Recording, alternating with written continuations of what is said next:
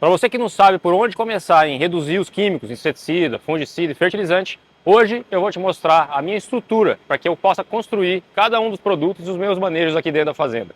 Essa aqui atrás de mim, por exemplo, é a nossa piscina de biofertilizante.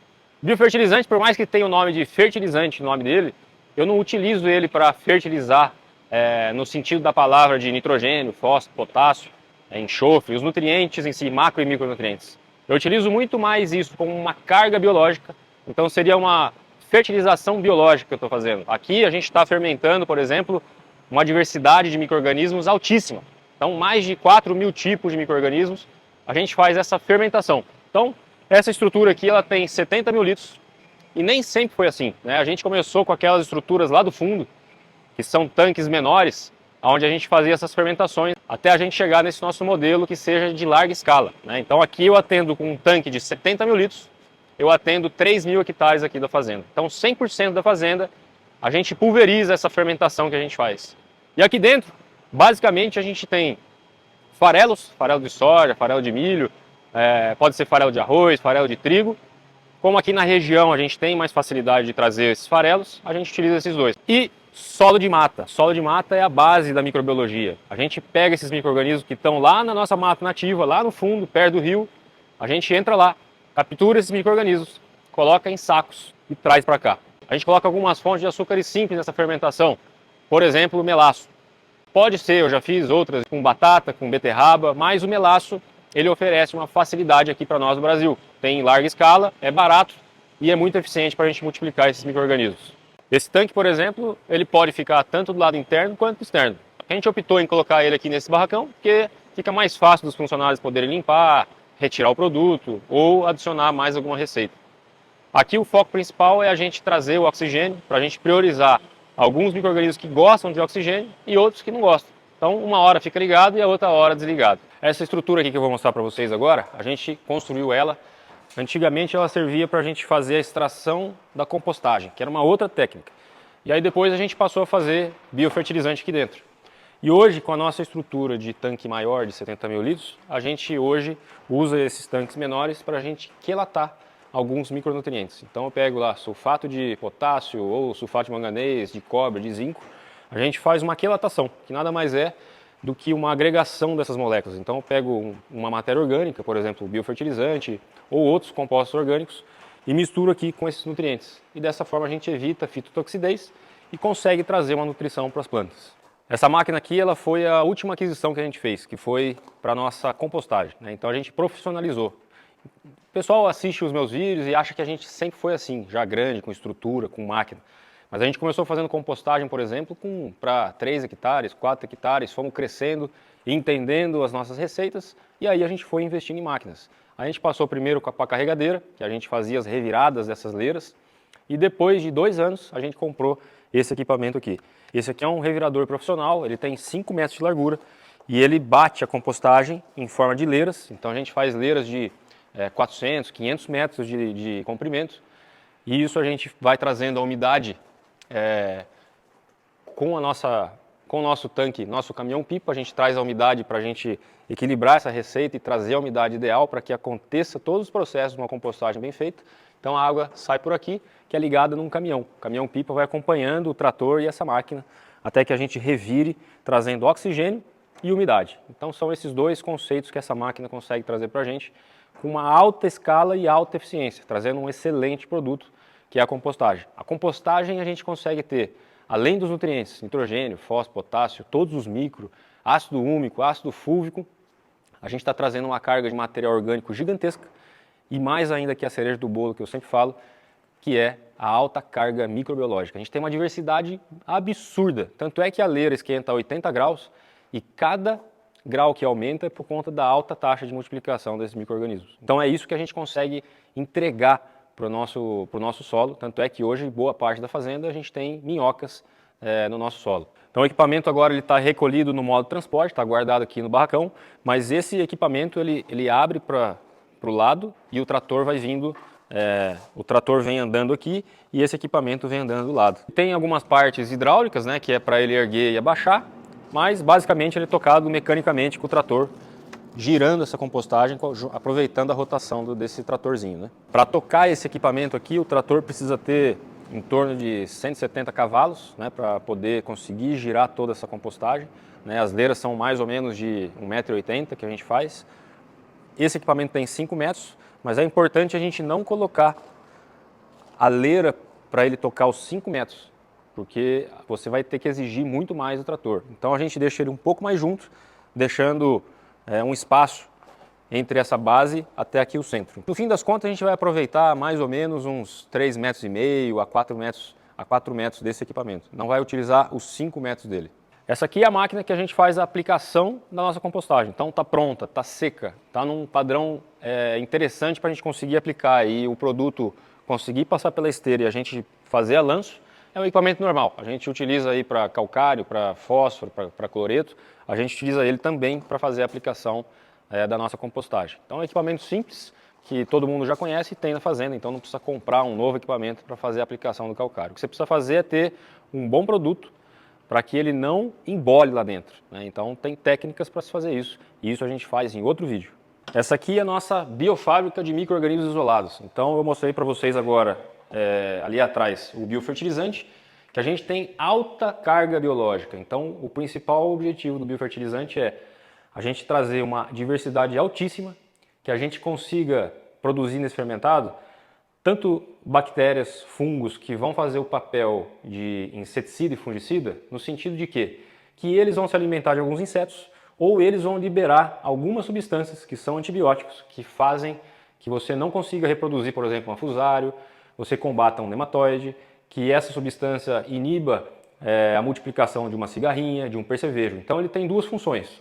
O bicho vai comer o outro bicho, que é o micro-organismo, se alimenta de insetos e doenças, ou ele libera substâncias, que são antibióticos, que fazem uma proteção nessas plantas ou no solo. E aqui a gente vai multiplicar algumas cepas isoladas, que é um outro conceito. Então aqui o conceito é a gente, de fato, atingir um alvo que a gente conheça. Então a gente multiplica um micro-organismo que a gente sabe que já tem um combate para um patógeno específico. Esse é o objetivo do isolado.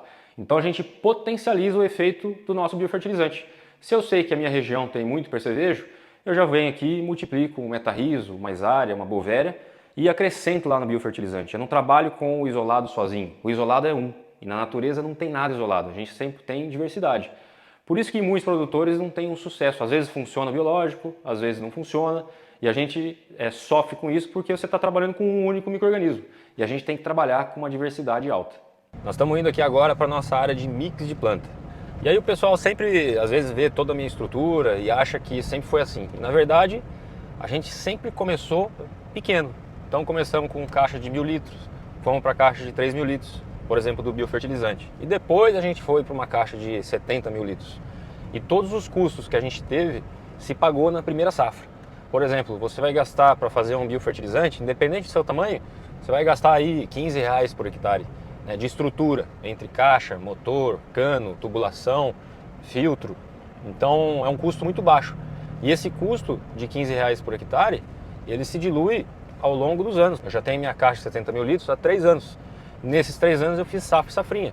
Então a gente está falando de 6 safras de utilização de um material desse que custou uma vez de R$15 por hectare. Então a compostagem foi a mesma coisa. A gente já utilizava os equipamentos que a gente tinha aqui na fazenda. E depois a gente foi investir num revirador profissional, que ele tem um custo mais elevado, só que no primeiro ano eu já consegui retirar praticamente todo o fósforo solúvel, todo o adubo fosfatado. Então eu não fiz MAP, não fiz super simples, não fiz nada. E a gente conseguiu ter uma economia gigantesca, porque os adubos hoje representam o maior custo de insumos que o produtor pode ter.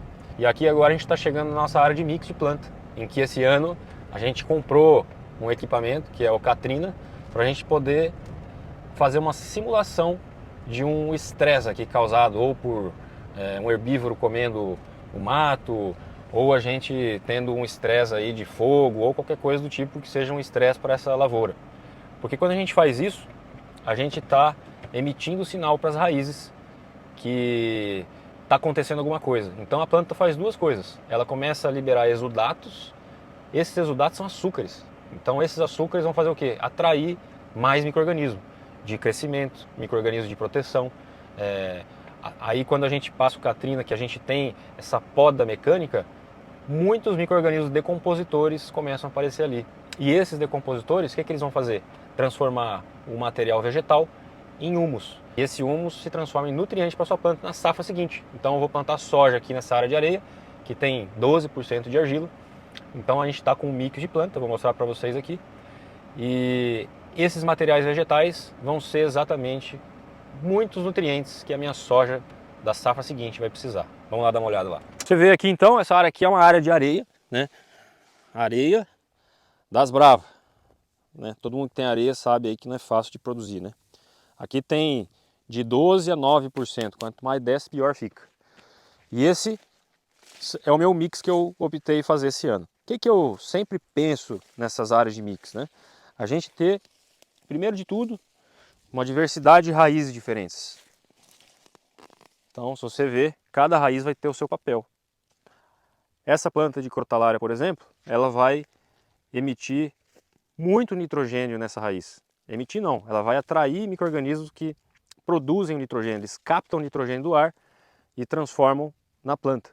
Quando a gente fazer a poda, esse material aqui, ele está riquíssimo em nitrogênio e esse humus ligado ao nitrogênio vai transferir para a minha soja do ano que vem. Então, de extrema importância a gente ter leguminosas, plantas que conseguem retirar do ar e transformar em material vegetal o nitrogênio. Em outro lugar, as gramíneas, ela tem um sistema radicular muito mais agressivo. Esse aqui é o sorgo ponta negra, que a gente trouxe da Embrapa, né? Ele é redutor de nematóide. A Crotalária spectabilis, que eu mostrei para vocês aqui agora, que é a leguminosa, ela também tem um papel fundamental na redução de nematóides, né? Então ela emite algumas substâncias pela raiz que faz com que o nematóide não se reproduza. Então você tem uma queda na multiplicação desses micro-organismos, desses nematóides, né? O sorgo ponta negra também tem esse papel. E ele tem uma raiz muito agressiva e uma palhada muito interessante. E aí outro dia eu faço um vídeo sobre mix para explicar para vocês por que a palhada de gramíneas como o sorgo ponta negra são interessantes para a gente ter nesse tipo de solo, né?